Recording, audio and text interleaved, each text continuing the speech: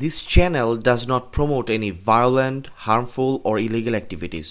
All content provided by this channel is meant for an educational purpose only. বিশ্বব্যাপী জ্বালানি পরিবহনের একটি গুরুত্বপূর্ণ স্থান হচ্ছে হরমুজ প্রণালী। এর ওপর দিয়ে প্রতিদিন প্রায় ২০ মিলিয়ন ব্যারেল তেল পরিবহন হয়ে থাকে, যা বৈশ্বিক চাহিদার ২০% বেশি। তরল প্রাকৃতিক গ্যাস এলএনজি এর একটি বড় অংশ এই প্রণালী দিয়ে যায়।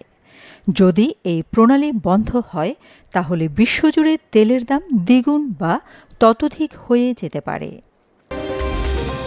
ইসরায়েল ইরানের ওপর হামলা শুরুর পর থেকে আলোচনায় হরমুজ প্রণালী।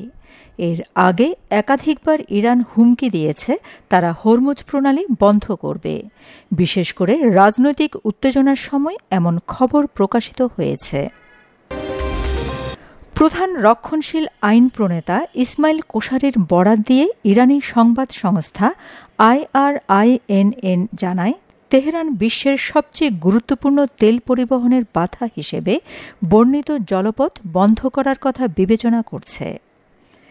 ন্যাশনাল ইরানিয়ান আমেরিকান কাউন্সিলের সভাপতি জামাল আবদি এই হুমকিকে ইরানের ট্রাম্প কার্ড হিসেবে বর্ণনা করেছেন।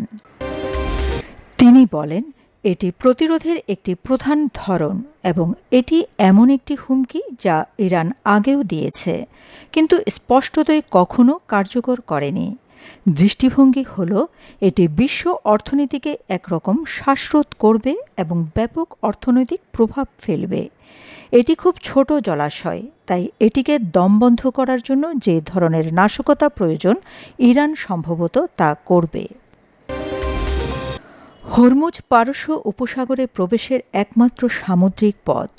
এটি একদিকে ইরানকে, অন্যদিকে ওমান ও সংযুক্ত আরব আমিরাতকে বিভক্ত করেছে এবং এটি পারস্য উপসাগরকে ওমান উপসাগর ও ভারত মহাসাগরকে আরব সাগরের সাথে সংযুক্ত করেছে।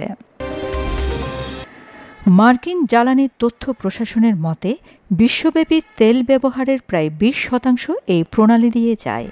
এর সংকীর্ণতম স্থানে এটি ৩৩ কিলোমিটার অর্থাৎ ২১ মাইল প্রশস্ত। তবে জলপথে জাহাজ চলাচলের পথগুলি আরও সংকীর্ণ, যা আক্রমণ এবং বন্ধ হওয়ার হুমকির ঝুঁকিতে ফেলে। ১৯৮০ থেকে ১৯৮৮ সালের মধ্যে ইরান ইরাক সংঘাতের সময় উভয় পক্ষের লক্ষ লক্ষ মানুষ নিহত হয়েছিল। উভয় দেশই উপসাগরে বাণিজ্যিক জাহাজগুলিকে লক্ষ্যবস্তু করেছিল, যা ট্যাঙ্কার যুদ্ধ নামে পরিচিত হয়েছিল। কিন্তু হরমুজ কখনোই সম্পূর্ণরূপে বন্ধ ছিল না।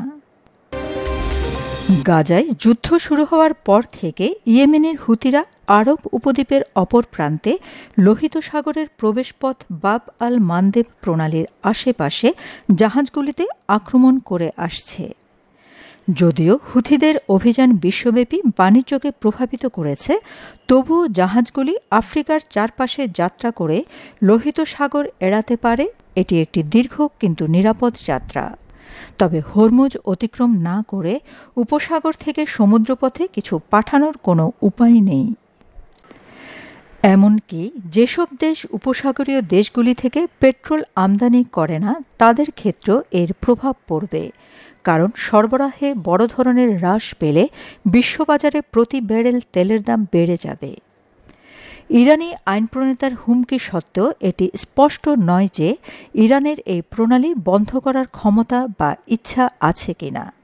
এই অঞ্চল দিয়ে তেল পরিবহন নির্বিঘ্ন রাখতে মার্কিন যুদ্ধজাহাজ নিয়মিত পাহারা দিচ্ছে।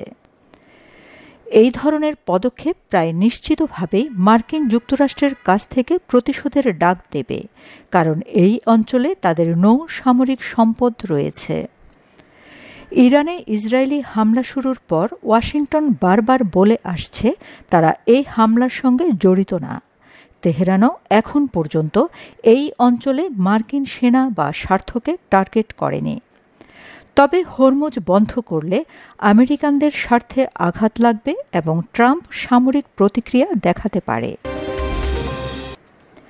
যদিও হরমুজ প্রণালী বন্ধের সিদ্ধান্ত ইরান নাও নিতে পারে, তবে কোশারের মন্তব্য থেকে বোঝা যায় যে জাহাজ চলাচলের পথে আক্রমণ করে তেহরান যুদ্ধের মধ্যে খেলতে পারে, যেটা বিশ্ব অর্থনীতিতে বড় ধরনের প্রভাব ফেলবে।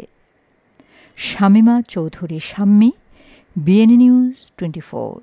আমার সোনার বাংলা, আমি